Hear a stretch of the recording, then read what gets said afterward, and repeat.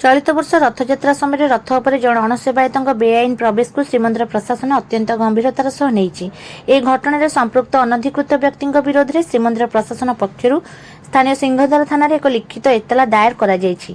सूचनायोग्य रथ उपर श्री विग्रह विजय करथिबा समय निर्दिष्ट सेवायत व्यतीत अन्य कौनसी अनधिकृत व्यक्ति रथ उपर चढ़िबा नै बारण रहिछि।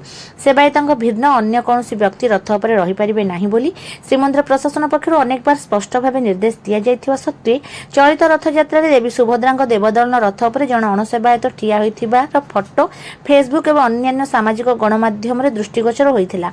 यह व्यक्ति जनक गेरुआ रंगर वस्त्र पिंधिले और दैत्य सेवकों भली वेश परिधान करी रथ उपर छिड़ा होइथिले।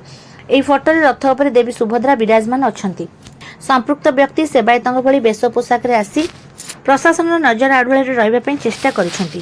रथ उपर एभली अनधिकृत प्रवेश संपूर्ण भाव एक बेआईन कार्य।